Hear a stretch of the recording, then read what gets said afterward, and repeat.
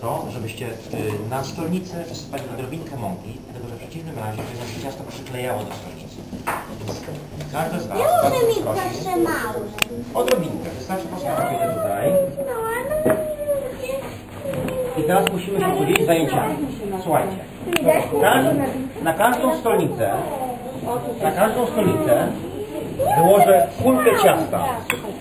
Słuchajcie mnie?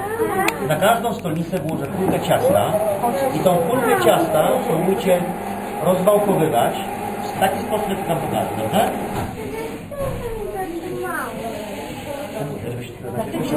Zobaczcie, jak urosło. Wiecie, jakie ono było niewielkie? Zobaczcie. Jak przygotowałem to ciasto o godzinie 12, sięgało gdzieś do 2 cm w dolnej części miski. Tak urosło. A kto wie, czemu urosło? Bo były drożdże. Pamiętajcie o tym, że ciasto prawdopodobnie będzie się kleiło do rączek. Nie przejmujcie się tym w ogóle. Żeby uniknąć przyklejania, smarujcie cały czas mąką stolnicę. W ten sposób, jak ja to teraz robię. I róbcie tak. Klepiemy, obracamy. Ale obracając, pilnujemy, żeby na stolnicy znów była wysypana i rozsmarowana mąka. Klepiemy, obracamy.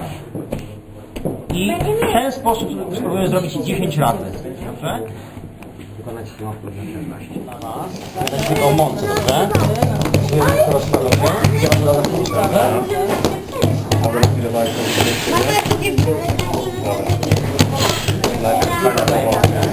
to. Proszę Panią.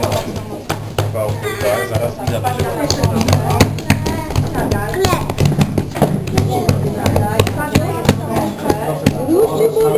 No to klepą stąpnąłem. Teraz do góry.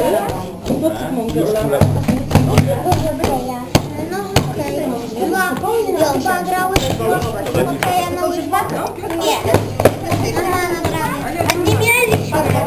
Nie mam daję. Ja dam mu sam to zrobić. Jeszcze musisz bardziej to klepać na głowę. Ma więcej siły.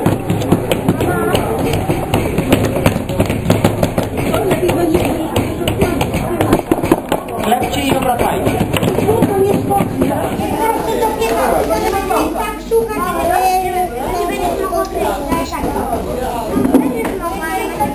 Zobaczcie. Zwijam w ten sposób.